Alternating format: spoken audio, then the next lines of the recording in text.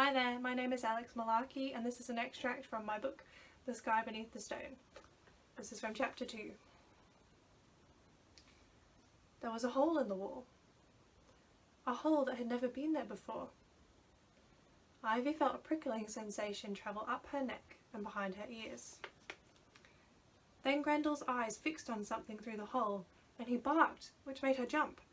That wasn't like him. She shielded her eyes against the sky and looked out across the fields beyond the garden, but there was nothing. No one there. Callum? There was no response, no movement, only the long grass swaying in the breeze. With a sinking sensation, Ivy realised it was time to tell Iona that Callum had vanished. She took 2 steps away, and then she heard his voice. Ivy!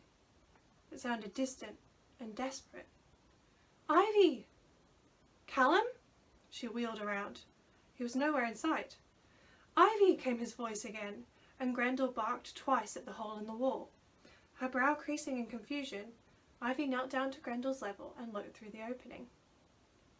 She nearly toppled backwards when she saw Callum running towards her.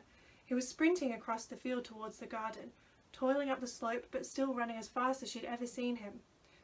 She scrambled back to her feet, but the second she straightened up to look over the wall, he was gone.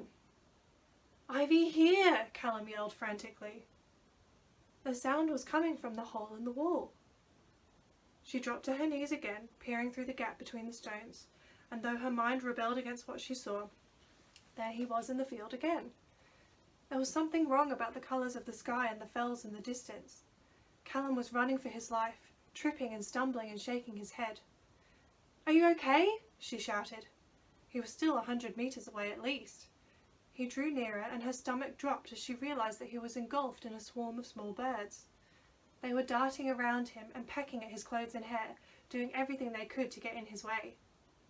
Come here! Callum's hand was outstretched, curled into a fist. Ivy felt a thrum of panic. She shook her head. She couldn't. But what was that sound? The air seemed to be full of a low rumbling, a voice. It was a song, though she couldn't understand the words, and it was issuing like a blast of wind from the hole itself. Callum was trying to cover his ears with his hands, and she recognised the signs that his words were wisping away. He was close now, and she saw the bright autumnal colours of the little finches that harassed him as he ran. Something about the song was urgent and frightening in a way that Ivy didn't understand. Callum looked at her, straight at her, right into her eyes. He couldn't speak, but that gesture communicated everything. He needed her. She had to go to him.